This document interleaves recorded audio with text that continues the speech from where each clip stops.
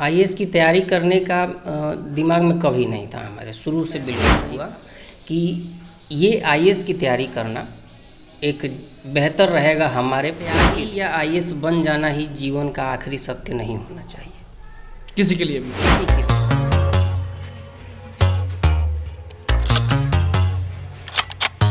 मैं overall personality development पे काम कहता हूँ कि डेली आप कोचिंग समय से कुछ समय पहले आके आप इस वक्त कुछ नहीं है, आप यहाँ आके एडमिशन करा सकते हैं, जुड़ सकते हैं, कोई नियम इतना सर। हम लोग इस काशी कोचिंग इंस्टीट्यूट के लाइब्रेरी में हैं और हमारे साथ मैं मनमीत हूँ और आप छपरा अपडेट, जनता जंक्शन और जनता न्यूज़ नेटवर्क की सम्मिलित यह खबर देख रहे हैं।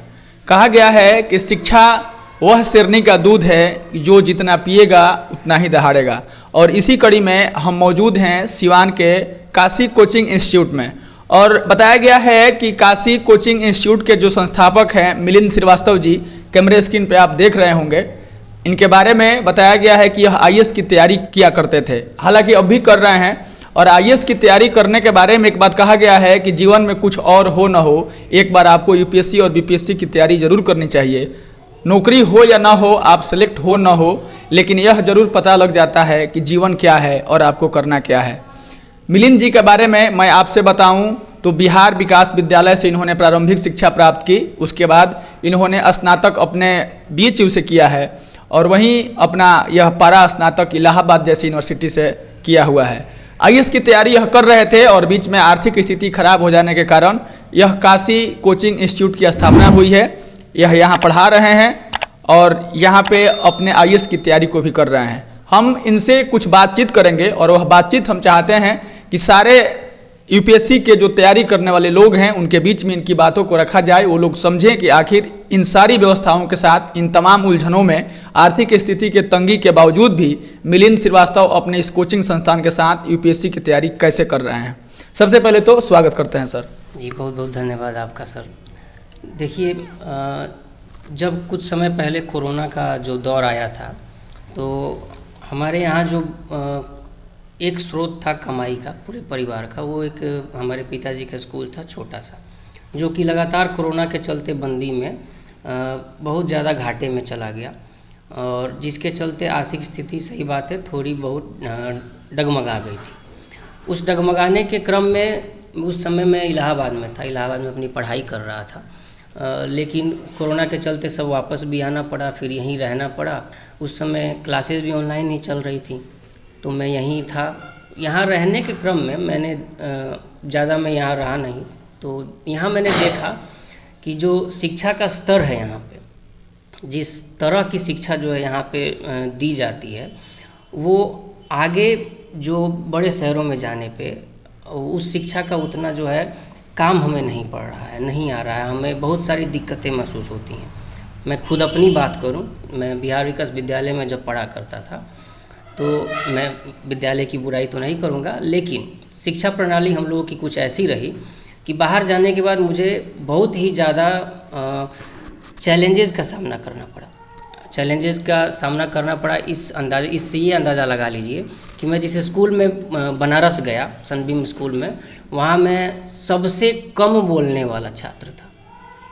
मेरे अंदर इतना कॉन्फिडेंस नहीं था कि मैं क्लासमेट्स से अच्छे तरीके से बात कर लूँ, टीचर्स की तो बात ही अलग है। जितनी कमियां मुझे अपने आप में दिखी और धीरे धीरे मैंने उन पे काम करके उनको सुधारा है खुद में।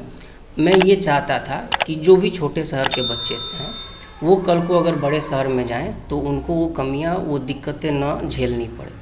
तो इन्हीं सोच के साथ जो है हम लोगों ने इस कोचिंग इंस्टीट्यूट का शुरुआत किया, पहल किया। हम कोचिंग के बारे में बात करेंगे, उससे पहले हम यह जानना चाहते हैं, चूँकि सुदूर गांव के लोगों में यूपीएससी का एक अलग क्रेज है, तो वह क्रेज और वह मतलब अपने दिलो दिमाग में कब से सोच रहे थे इस दौरान कि मुझे आईएएस की तैयारी करनी है और उसकी पढ़ाई करनी है? आईएएस की तैयारी करने का दिमाग में कभी नहीं था हमारे, शुरू से बिल्कुल नहीं था। जैसे बचपन में लिखा जाता है क्या बनना है, तो इंजीनियर शब्द बड़ा फैंसी मुझे लगता था, तो मैं सबसे यही कहता इंजीनियर बनना है। लेकिन जैसे जैसे आगे पढ़ाई होती गई, बनारस गया जब मैं, बनारस हिंदू विश्वविद्यालय में मेरा एडमिशन हुआ, वहाँ जब पढ़ाई शुरू हुई, धीरे धीरे दुनिया को देखते हुए मुझे ये महसूस हुआ कि ये आईएएस की तैयारी करना एक बेहतर रहेगा हमारे खुद के लिए। जिस तरीके का प्रशिक्षण होता है इसकी तैयारी के जर्नी में, या जिस तरीके का संघर्ष होता है, जिस तरीके का सीख मिलता है हर कदम पे, वो एक बेहतर व्यक्ति बनाने में मदद करता है। तो समाज में अगर बेहतर व्यक्ति बनेंगे हम, तो समाज को एक बेहतर तरीके से आगे बढ़ा पाएंगे, समाज में अच्छा योगदान दे पाएंगे। तो ये ग्रेजुएशन के दौरान मेरे दिमाग में आया था कि तैयारी करनी है। अच्छा, उससे संबंधित एक मतलब सवाल यह और हम जानना चाहते हैं, यूपीएससी के तैयारी के दौरान मतलब अगर आपके अटेम्प्ट ख़त्म हो जाते हैं, क्योंकि बहुत लोग इस हिसाब से तैयारी करते हैं कि अगर मेरा आईएएस नहीं हुआ तो फिर हम नहीं रहेंगे, तो ऐसा सोच के तैयारी करना ज़रूरी है। क्योंकि मान लीजिए कोई व्यक्ति अगर तैयारी कर रहा है, उसके सारे अटेम्प्ट ख़त्म हो गए और उसको मौका नहीं मिला, और वह इस हिसाब से तैयारी किया है कि अगर आईएएस नहीं हुआ तो फिर मेरे लिए कुछ नहीं है, वैसे मतलब तैयारी करने वाले और इस तरह के सोच रखने वाले लोगों के लिए क्या कहेंगे? देखिए, ये तैयारी या आईएएस बन जाना ही जीवन का आखिरी सत्य नहीं होना चाहिए, किसी के लिए भी, किसी के लिए भी, या कोई भी लक्ष्य हो आपका, ये कभी नहीं सोचना चाहिए कि ये नहीं तो अब कुछ नहीं। ऐसा नहीं होना चाहिए, ये गलत नज़रिया है जीवन के प्रति ही। जीवन बहुत बड़ा है, आपका जो ये सौभाग्य प्राप्त हुआ है इस जीवन को, ये मनुष्य योनि में पैदा होने का, इसको केवल एक लक्ष्य के ऊपर जो है ख़त्म कर देना बिल्कुल गलत है। आप ये मान के चलिए कि ठीक है, अगर न भी होगा, अगर आप आईएएस न भी बन पाए, आपका यूपीएससी क्रैक न भी हुआ, तो भी उस जर्नी के दौरान आपने इतना कुछ सीखा है कि आप एक बेहतर योगदान अपने समाज को दे सकते हैं। और जो यूपीएससी की तैयारी कर रहे हैं, जो आईएएस बनना चाह रहे हैं, कहीं ना कहीं उनके मन में भी यही होता है कि मैं समाज को एक बेहतर तरीके से बदलाव ला पाऊँगा। तो वो बदलाव आप वैसे नहीं तो किसी और तरीके से भी ला सकते हैं, उसमें कोई दिक्कत। चलिए, आप आईएएस की तैयारी कर रहे हैं और उस दौरान जब लॉकडाउन लगा, उस दरमियान आपको यहाँ आना पड़ा, और उस बीच यह काशी इंस्टीट्यूट का मतलब शुरुआत हुआ। हम देख रहे हैं कि इस कोचिंग में काफ़ी छोटे छोटे बच्चे पढ़ रहे हैं। आपने अपनी बातों में कहा भी कि मतलब छोटे छोटे प्रारंभिक शिक्षा जो हम प्राप्त करके जब बीएचयू जैसे इलाहाबाद जैसे विश्वविद्यालय में जाते हैं, तो यह शिक्षा प्रणाली से सीखे गए सारे तरकीब वहाँ काम नहीं आते हैं। तो इस कोचिंग में क्या उन सभी चीज़ों पे पहल की जा रही है क्या? बिल्कुल बिल्कुल। इस कोचिंग में जो है सबसे बड़ी बात ये कि हर उस बेसिक चीज़ पे मैं ध्यान दे रहा हूँ जो आगे आपके भविष्य के लिए साथ दे, भविष्य में आपका साथ दे। न कि केवल जो है जैसे रटने पे ध्यान दूँ कि मैं ये पढ़ा दिया बच्चों, ये रट लो, ये एग्ज़ाम में आएगा, नहीं। मैं ओवरऑल पर्सनालिटी डेवलपमेंट पे काम कर रहा हूँ। जैसे धीरे धीरे ही जो मैंने शुरुआत किया जब, तो सबसे बड़ा दिक्कत हुआ बोलने का, कॉन्फिडेंस वो बिल्डअप नहीं हो पाना कि किसी भी जगह पे जाके आप बोल पाएँ।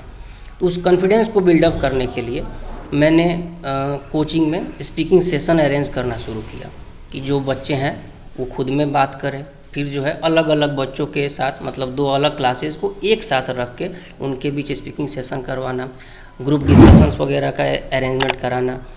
और इसके साथ साथ जो भी ग्रुप डिस्कशंस हैं या जो भी स्पीकिंग सेशंस हैं, उन सब के लिए आपको ऐसे टॉपिक्स दिए जाते हैं जो हमारे डेली करंट अफेयर से जुड़े हुए हों।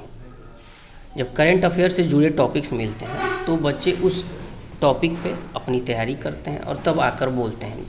उसके लिए मैंने लाइब्रेरी भी छोटी सी बनाई है। हालांकि ये जो ऊपर किचन था उसको मैंने बदल के जो लाइब्रेरी का रूप दे दिया। किचन ऐसे ही बंद पड़ा था तो लाइब्रेरी का रूप दे के कारण ये था कि उसमें मैं लगभग सारी किताबें रख दूँ, थोड़े बहुत नॉवेल्स, और उसके साथ साथ मैंने करंट अफेयर से जुड़ी किताबें रखनी शुरू की। जैसे कि यहाँ देख पा रहे हैं, ये आज का जो है जितने इम्पोर्टेंट एडिटोरियल्स अलग अलग पेपर में आए हैं उन सब का प्रिंट लेकर मैंने, कुछ इंग्लिश में है कुछ हिंदी में है, और ये डेली रखता हूँ। और बच्चों से डेली कहता हूँ कि डेली आप कोचिंग समय से कुछ समय पहले आके आप इसको पढ़ा करें, इससे आपको जो है ओवरऑल आपके ज्ञान में वृद्धि होगी। हम हमारा लाइब्रेरी यहाँ बगल में है। जी, हम आपका लाइब्रेरी मतलब देखना चाहेंगे। उससे पहले एक छोटी सी बात और पूछ लेना चाहता हूँ, आपके कोचिंग में मतलब कितने बच्चे हैं और सुबह कितने बजे से कितने बजे तक चलता है? और इसी में एक सवाल और ऐड कर दूं कि अगर कोई बच्चा या फिर कोई गार्जियन आपके कोचिंग में अपने बच्चों को भेजना चाहता है तो आपसे जुड़ने के लिए क्या मतलब शर्त और नियम है? देखिए, शुरुआत जब हमने किया था तो पूरे 1 महीने तक मैंने सिर्फ एक बच्चे को पढ़ाया है। सिर्फ एक बच्चा 1 महीने पढ़ा है। धीरे धीरे फिर बच्चे जुड़ना शुरू हुए, 2-3 बच्चे जुड़े। एडवर्टाइजमेंट हमारे कोचिंग की बिल्कुल नहीं हुई थी। जो भी बच्चे हैं वो सब बच्चे खुद लेकर आए हैं, इसलिए क्योंकि यहाँ एक बेहतर तरीके से जो है समझाया बताया जा रहा है। कोचिंग की स्ट्रेंथ इस समय लगभग 50 के ही आसपास है और मेरे हिसाब से ये जिस तरीके से बच्चे खुद लेकर आए हैं बहुत बेहतर स्ट्रेंथ हमारे हिसाब से है। भले बच्चे कम हो, मैं उतने को ही अच्छे तरीके से तैयारी करा पाऊँ, वो मेरे लिए बहुत सुखद होता है। और दूसरा सवाल क्या था, मैं क्षमा चाहता हूँ, भूल गया। कोई अगर गार्जियन अपने बच्चे को इस काशी मतलब कोचिंग इंस्टीट्यूट में भेजना चाहता है तो आपसे जुड़ने के लिए क्या नियम और शर्तें हैं? नियम और शर्तें कुछ नहीं है, आप यहाँ आके एडमिशन करा सकते हैं, जुड़ सकते हैं। कोई नियम इतना शर्त कुछ नहीं है। चलिए, मतलब इस खबर में मैं चाहता हूं कि काशी कोचिंग सेंटर की जो लाइब्रेरी है, ये छोटे छोटे बच्चों के लिए जो लाइब्रेरी बनाई गई है उसमें सर के साथ हम विजिट करें और देखें कि उस लाइब्रेरी में आखिर कौन कौन सी किताबें रखी गई है। अब हम लोग इस काशी कोचिंग इंस्टीट्यूट के लाइब्रेरी में हैं और हमारे साथ मिलिंद जी हैं। अब जैसे देख रहे होंगे, मतलब जैसा कि इन्होंने बताया कि हमने किचन को लाइब्रेरी का रूप दे दिया गया और इस लाइब्रेरी में ये तमाम किताबें आप कैमरे में देख सकते हैं। छोटे बच्चों से लेकर के बड़े बड़े परीक्षाओं की तैयारी करने वाले सारे पुस्तक इसमें हैं। उसके बाद से आप यहाँ देख सकते हैं जो करंट अफेयर्स की बात सर ने बताई थी, वो करंट अफेयर्स की ये कुछ पेजेज हैं, आप देख सकते हैं, जो पढ़ाने के बच्चों को पढ़ाने से थोड़े से पहले बुला करके इन सभी विषयों पर चर्चा कराई जाती है इस कोचिंग में। बाकी आप सिवान में अगर हैं तो एक बार हम मिलिंद सर से यह जानना जरूर चाहेंगे कि आखिर आपका लोकेशन क्या है, जहाँ मतलब कुछ बच्चे आएँ तो मतलब पढ़ें यहाँ पे। जी, सिवान में ये ललित बस स्टैंड के पीछे जो खुरमाबाद हमारा सोसाइटी है, नगर है, इसी में जो है रोड पे ही हमारा आपको दिख जाएगा, वहाँ आप आके मिल सकते हैं। बाकी अंत में हम एक जरूर चीज़ कहेंगे, आपके चेहरे पे जो तेज दिख रही है और जैसा कि आपने बिहार विकास विद्यालय, BHU और इलाहाबाद जैसे विश्वविद्यालयों से आपने पढ़ाई की है, तो कम से कम आपको तो UPSC क्रैक करना ही चाहिए। इसके बारे में हम सभी को कब तक यह खुशखबरी आप दे पाएंगे? देखिए, कहा जाता है वही है सोई जो राम रचि राखा, तो अपने हाथ में तो कुछ है नहीं। मैं प्रयासरत हूँ, आगे जैसा राम चाहें, जैसा श्री राम चाहें वैसा ही होगा। मतलब समय कुछ नहीं है, लेकिन ये जरूर है कि हमारी प्रयास उसके पीछे लगी हुई है। जैसे ही क्रैक करेंगे आपको शुभकामनाएं और आपको मिठाइयाँ जरूर खिलाएंगे। बाकी ऐसी खबरों के लिए आप बने रहिए हमारे साथ। धन्यवाद।